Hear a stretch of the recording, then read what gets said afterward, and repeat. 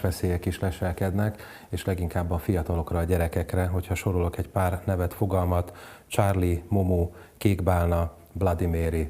Ezek az interneten terjednek, tulajdonképpen webes kihívásoknak lehet összefoglalóan nevezni, ezek is igen károsak. Szerintem menjünk végig gyorsan mindegyiken, hogy mit is jelentenek ezek. A Kékbálnát talán a legtöbben ismerik. Igen, ezeknek a lényege, hogy főleg ilyen 8-14 éves gyerekeknek jelenik meg. Megjelenik azt jelenti, hogy például egy felnőtt bekapcsolja a számítógépet, a telefont, nekünk sohasem fog megjelenni. A számítógépet, azt tudják, hogy hány éves korú gyermek, fiatal használja, és hogy jön egy üzenet, és hogy mindig egy személyre szólóan, és például a Kékbálnánál is 50 feladat volt, amit teljesíteni kellett. És ami a fenyegetés, meg a zsarolás, hogyha ezt nem teszi meg, akkor vagy ő, vagy legfőképpen a szülei közül valaki reggelre meghal. És először ilyenek voltak, hogy lopjál a boltból egy csokit.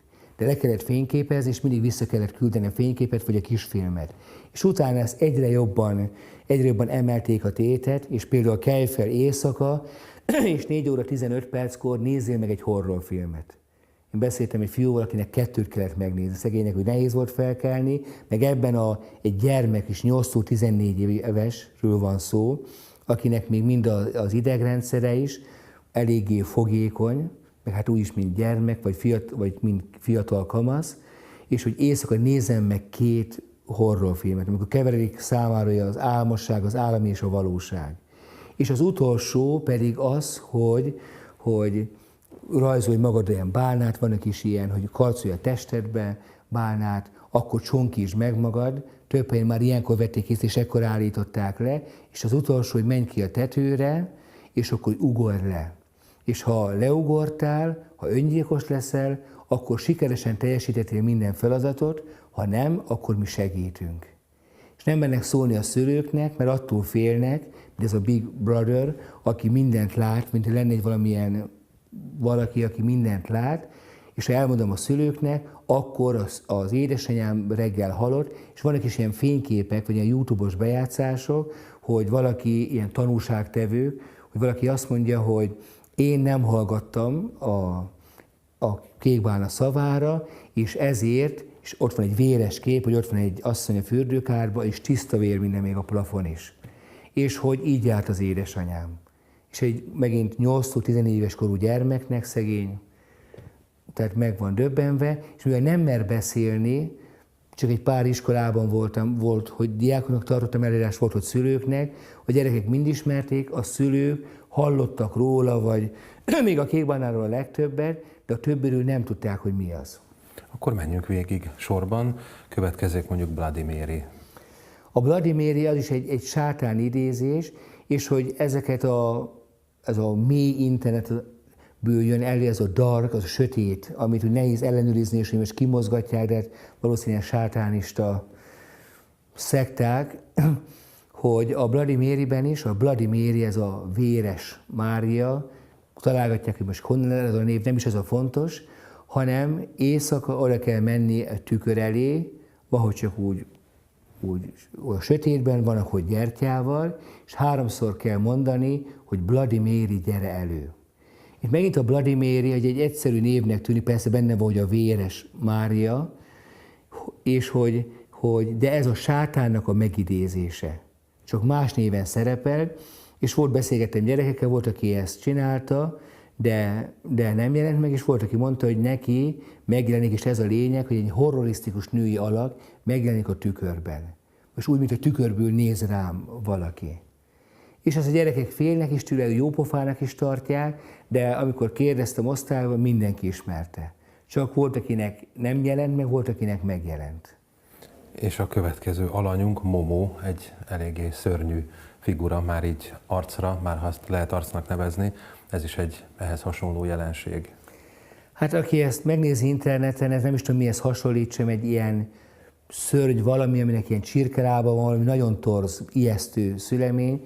Ezt egy japán kiállításra tervezték, nem tudom mi volt a célja ennek, de elég ronda valami, ezt lopták el, ennek a képét, és ez is úgy bejelentkezik, hogy valaki mondjuk a telefonon játszik a gyermek, feljön ez a kép, ami mondom nagyon ijesztő, és megszólal, és azt mondja, hogy mindent tudok rólad.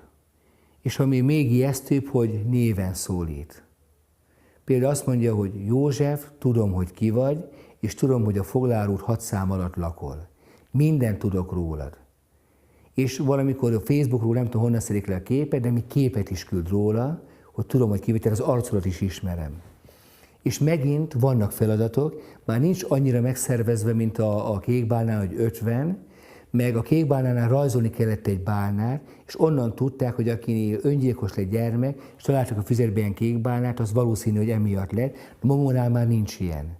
Tehát gyermekkel valami történik, most baleset volt, öngyilkos lett, tehát nincs jel az, hogy most mi lett vele, de ugyanez, és ugyanúgy működik, és itt is feladatok vannak, és a Momó azt mondja, hogy ha nem teszed meg ezt és ezt, éjszaka ott megjelenik az ágyad mellett.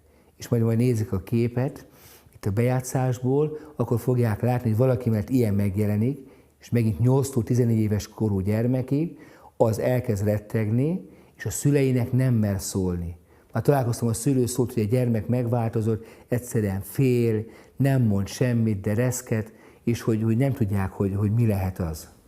Ez tényleg ördögi, miként a Charlie is, ami amúgy egy egyszerű játéknak tűnik. A Charlie már volt egy olasz ördögűző, már fel is tette internetre, már szólt a legfelsőbb hatóságokhoz, hogy tegyenek valamit. Megint egyszerű játék, van egy A4-es papír, ez a yes, no, ezt kell felírni. De 2 ceruzát, vagyis az a feladat szerint. Igen. Van, és akkor 2 ceruzát így keresztalakban tesznek, és akkor azt kell mondani, hogy Charlie, ha itt vagy, akkor mutasd meg magad. És a ceruza elmozdul, itt van a yes, és hogy mind a kettő elmozdul, és a yes irányba mutat. És ami a gyerekek élvezik, mert mondtuk, és a ceruza elmozdult. És olyan jó pofának tűnik, és amikor kérdeztem, hogy mitől mozdult el a ceruza. Hát mert mi azt akartuk.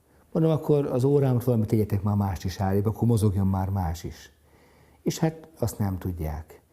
És igazából a Charlie megint nem más, mint a sátánnak a megidézése, de Charlie néven. És amikor azt mondja Charlie, akkor gyakorlatilag így lefordítva, sátán, mutasd meg magad, és kérlek, megidézünk téged, és mutass jelet, hogy itt vagy. És utána a gyerekek hogyan változnak meg? Nehéz követni.